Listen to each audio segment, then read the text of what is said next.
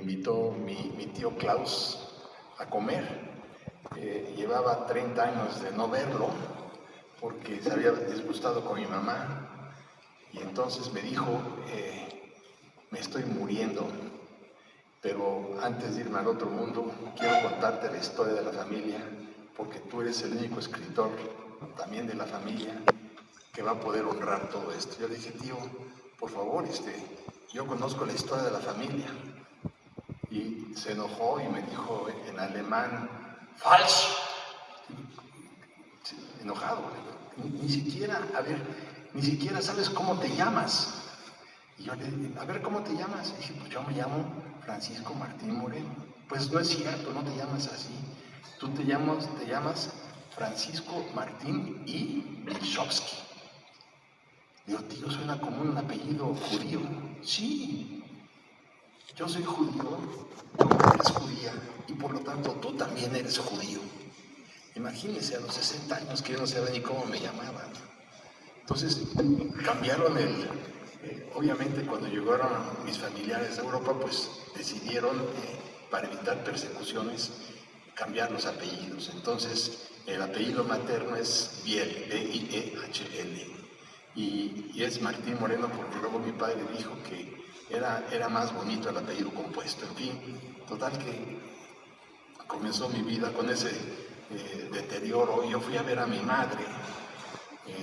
Mi madre había nacido en Berlín en 1923, mi padre había nacido en Madrid en 1917.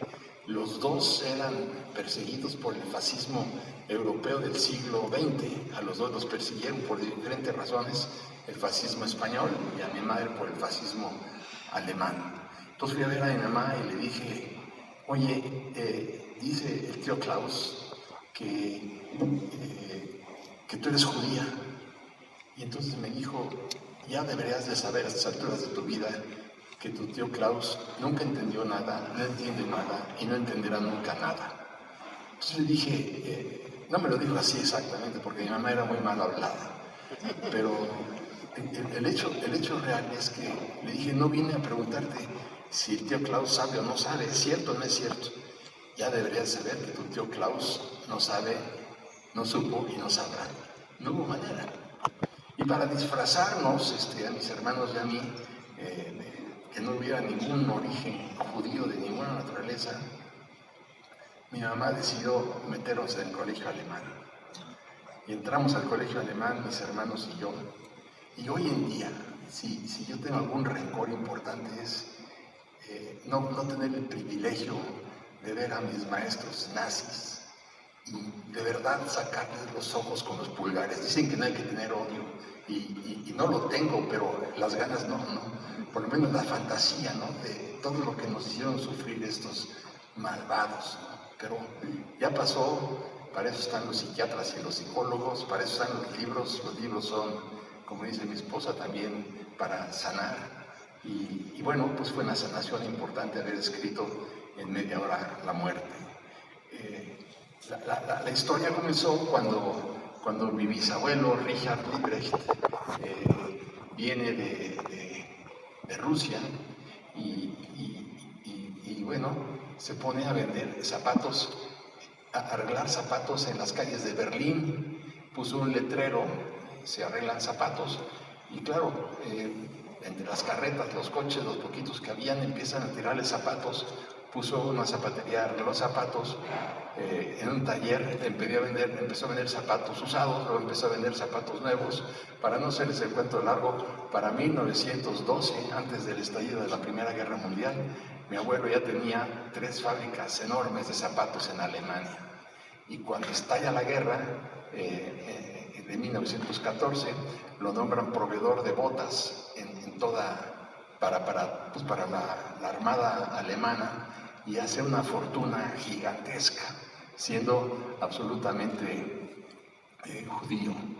Y bueno, sigue toda la historia de Alemania hasta que llega Hitler al poder. Para esto mi mamá, obviamente ya había nacido, mi mamá nació en el 23, Hitler llega en el 33, y fue increíble porque mi bisabuelo tenía una pinacoteca tremenda, tenía un Rubens en la cabecera de su cama, unos cuadros y unas esculturas maravillosas, y llega a verlo un señor maligno que seguramente no nació de vientre humano, se llamaba Joseph Goebbels. Y Goebbels tenía un problema en una pierna, no podía caminar muy bien, no podía caminar bien porque había tenido una parálisis, y mi abuelo le hizo unos zapatos con un tacón muy alto, donde él no cojeara, porque evidentemente en la raza aria no podrían haber imperfecciones. Y se hicieron, con todas las comillas que ustedes quieran, amigos. Y mi bisabuelo siguió vendiendo zapatos. Se dan las leyes de Nuremberg de 1935, y estas leyes antijudías fueron terribles, y mi bisabuela le decía a mi abuelo: ¿sabes qué? Vendamos todo, o no vendamos nada, y vámonos de aquí, porque había empezado la persecución de los judíos. Y mi bisabuelo decide: no, vamos a venderlo todo en lugar de dejarlo, y nos vamos a ir a vivir a los Estados Unidos. Evidentemente vienen luego pues, la noche de los cristales, de los cuchillos largos, la de los cristales rotos, todo esto, y Goebbels había dicho que le iba a comprar las fábricas a mi abuelo, por supuesto no se las compró. Los arrestaron, se fueron en un tren, como el que decía mi querido maestro, se fueron a Auschwitz y ahí los encerraron. Mi abuela murió de asfixia, mi bisabuela en el tren, y mi bisabuelo, él sobrevivió.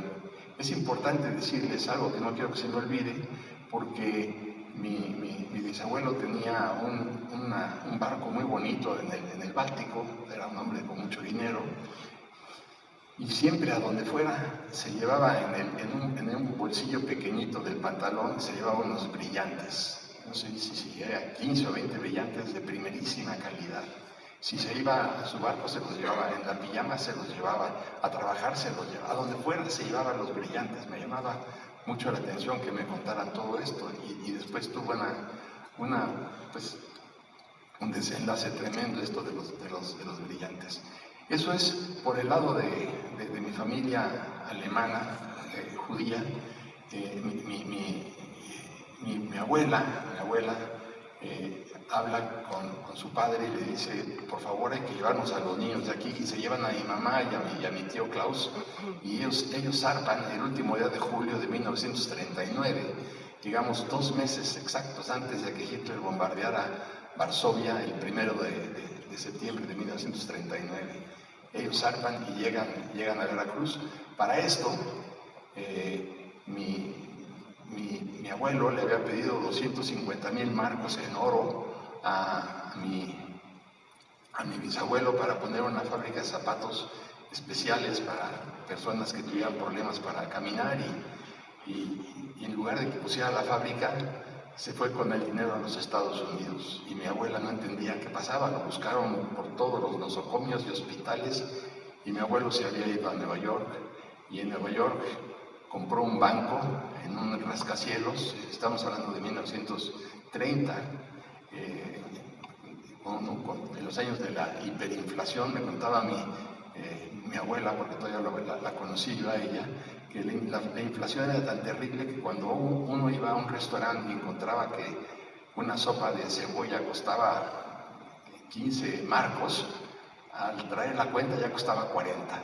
O sea, imagínense qué hiperinflación aquella. Entonces mi abuelo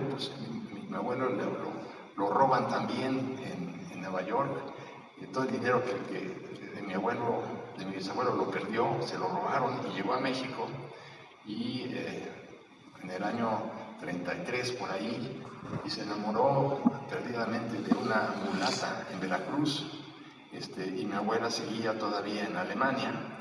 Total que mi abuela decide ir a buscarlo, llega, lo encuentra con la mulata, pues obviamente se regresa a Alemania muy frustrada. Pues sí, ni modo, así eran las cosas. Y lo importante de esto es que pasó mucho tiempo en México, y a donde voy ahora es a la historia de España. Mi padre pierde la guerra, mi padre